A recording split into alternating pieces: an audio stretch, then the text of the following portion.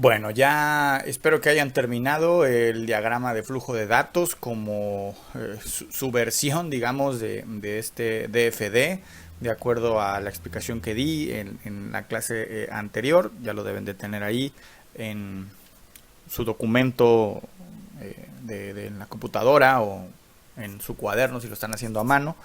Y bueno, vamos a ver ahora entonces cómo se resuelve para que marquen los errores, si es que tuvieron errores en su versión, en su diagrama de flujo de datos, y posteriormente pongan ya resuelto en la forma en como la voy a explicar yo a continuación.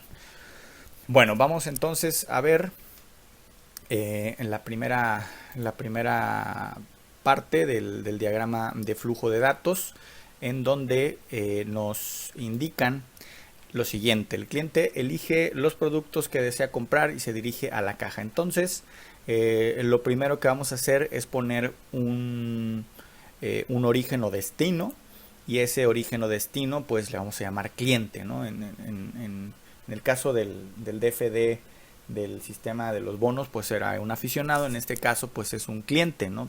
Todas las personas que van a la tienda a comprar se les llama así, clientes. Entonces al rectángulo, que es lo primero que debemos de poner en este DFD, se le debe de poner dentro la palabra cliente.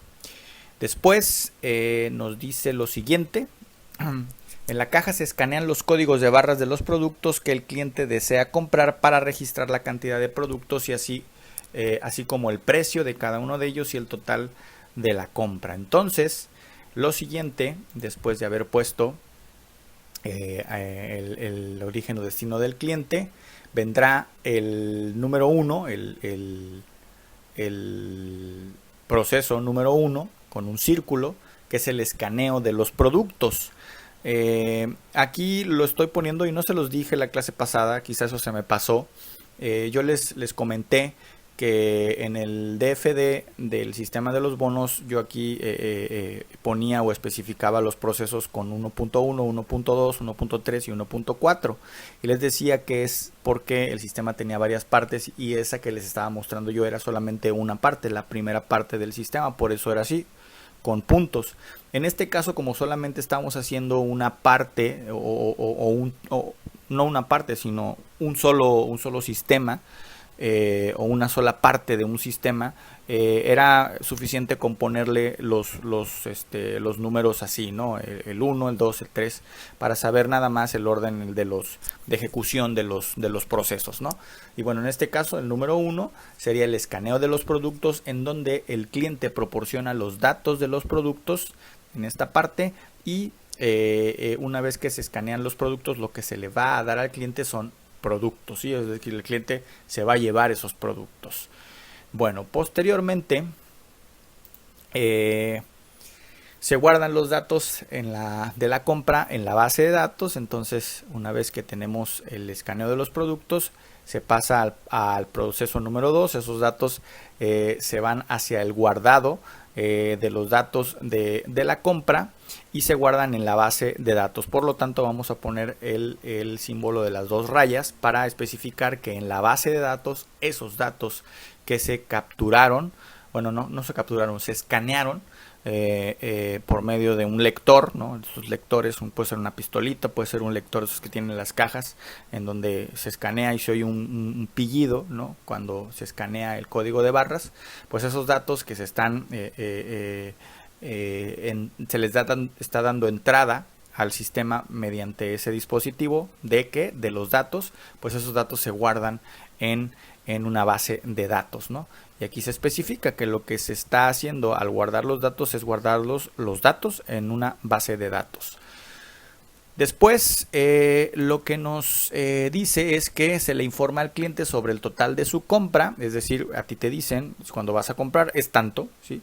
Y se le cobra dicha cantidad, ¿no? Entonces, por decir, no fueron 100 pesos, bueno, pues se le cobra al cliente esos 100 pesos. Entonces, el paso número 3 es cobrarle al cliente, y el cliente lo que da al sistema en el proceso número 3 es dinero, ¿no? Y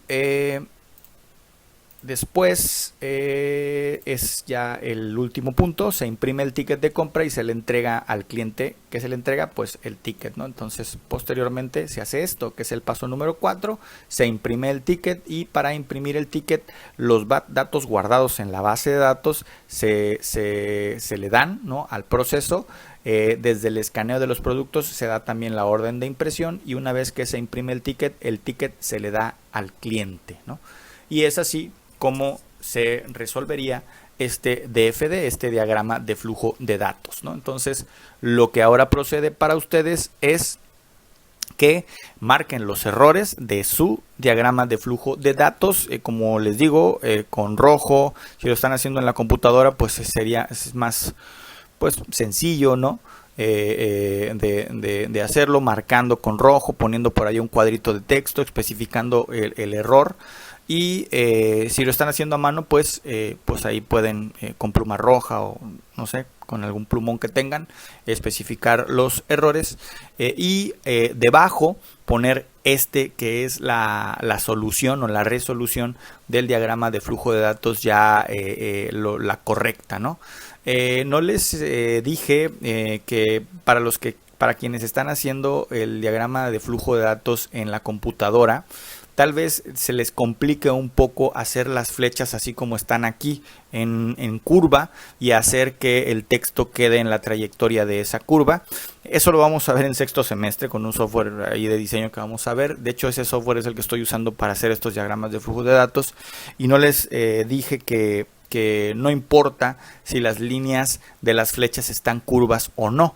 No importa. Si ustedes las están haciendo las líneas rectas, pues no importa, pueden ser rectas o pueden ser curvas.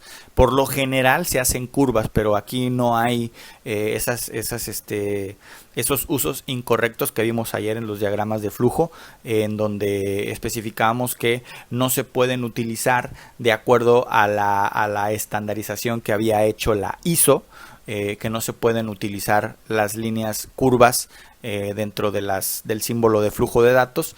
Aquí en el caso de los diagramas de flujo de datos, que es algo que hasta donde yo sé no está especificado por la ISO, entonces aquí eso no es un estándar.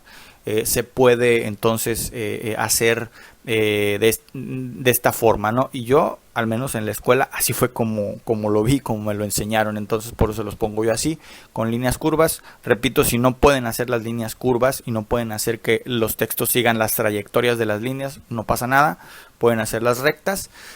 Yo lo que les recomendaría es que lo hagan en PowerPoint. Es más fácil. PowerPoint da más libertad de poder utilizar o de poder hacer este tipo de diagramas o este tipo de esquemas, que es más fácil hacerlos que en Word. En PowerPoint es más fácil. Entonces yo les recomendaría que lo hicieran en los que nos están haciendo en la computadora, que lo hagan en PowerPoint, para que ahí les sea más fácil. Es más fácil manejar todos los objetos que están interviniendo en el diagrama. Y pues ese archivo de Word pues sería la actividad 7. Debería de tener 2 diapositivas. La primera, el diagrama que ustedes hicieron con los errores especificados por un lado, y en la diapositiva 2 pues sería ya ¿no? La solución que yo les estoy dando al diagrama, ¿no? Entonces, bueno, pues hasta aquí la vamos a dejar con esta clase de las 7:50 de jueves. Si tienen alguna duda, estoy ahí para atender las dudas en el chat por inbox de Facebook. Y pues los dejo ya son 10 minutos de clase, más los 5 de prórroga son 15, tienen 35 minutos, porque pues hacer esto, sobre todo los que están haciendo en la computadora, pues no es tan sencillo y sí lleva un poco más de tiempo. Entonces ya los dejo trabajar.